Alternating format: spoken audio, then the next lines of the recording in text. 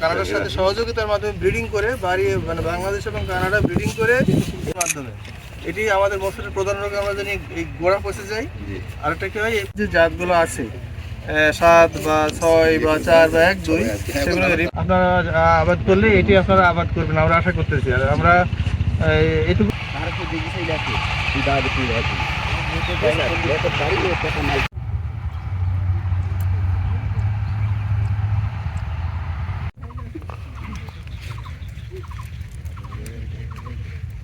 যদি আমরা ছুটি হিসেবে খাই তার ফলন 12 থেকে 14 টন যদি বীজ হিসাবে করি আমরা খাই।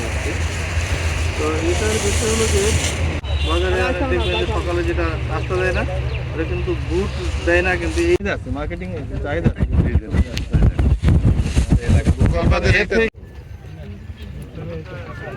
আচ্ছা, আমরা একটু মাঠে যাব সবাই, আমরা একটু ওই যে মাঠে যাব।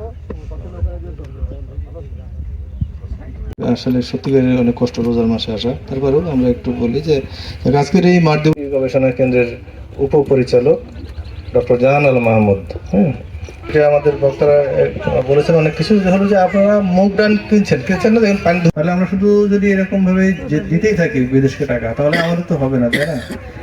আমাদের মাঠ দিবস কেন, তাই না?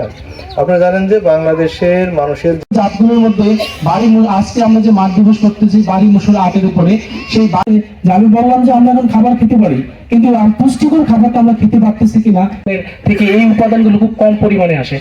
সেই দিকগুলো বিবেচনা করে হচ্ছে বাংলা আমরা ওষুধ আকারে কিনে আমরা খাই না, যে জিঙ্ক বলি আয়রন বলি সেই জিনিসগুলো আমরা কম মানুষ আমরা হচ্ছে যেই তরকারি রান্না করা হোক না কেন খাবারের সাথে একটা ডালের আইটেম কিন্তু সেখানে থাকে আমাদের ভিতরে দিয়ে দেওয়া হয়েছে। এখন আমরা যদি ডালটা খাই তাহলে ডাল থেকে আমরা ডালের বৈশিষ্ট্য হলো এটি ওই যে গোড়া পচা প্রতিরোধী এবং এই পাতা শুকানো পাতা পচা রোগ প্রতিরোধী, এটি প্রধান বৈশিষ্ট্য। এবং এটি ফলন হলো আগের যে ভ্যাটেজ তার চাইতে অনেক বেশি, সেটি হলো 2200 কেজি থেকে 2500 কেজি পর্যন্ত প্রতি হেক্টরে, সেক্ষেত্রে হয়তো বা 7 থেকে 8 মণ পার বিঘা।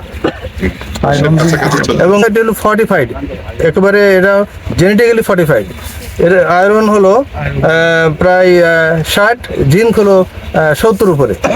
কৃষি গবেষণা ইনস্টিটিউটের উদ্ভাবিত বাড়ি মটর 3,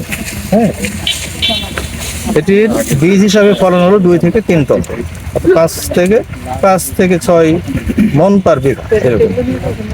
আর যদি আমরা শুটি হিসেবে খাই, ওই যে বাজার মটর শুটি বলে না, এই যে চুলে যেটা বিক্রি করে, সেটার ফলন হচ্ছে 12 থেকে 14 টন পার হেক্টর, যেহেতু কাঁচা সেজন্য ওজন। এবং এর প্রধান বৈশিষ্ট্য হলো এটি হলো মটরই একমাত্র ডাল যেটি বাংলাদেশের সবচেয়ে সস্তা, 50-60 টাকা পাওয়া যায় এখন, আর অন্য কোনো ডাল পাওয়া যায় না। সুতরাং সকালে আমরা যে নাস্তা খেতে ডালটা খেয়ে থাকি মূলত এই মটরের ডাল করবে, এই কারণে চাহিদা আছে, যেহেতু কৃষকের বিষয়টা হলো তো প্রফিটেবল জিনিস আবাদ করে সবসময়, তাই না? তো যেহেতু এটা চাহিদা আছে তারা অবশ্যই এটা আবাদ করবে তারা।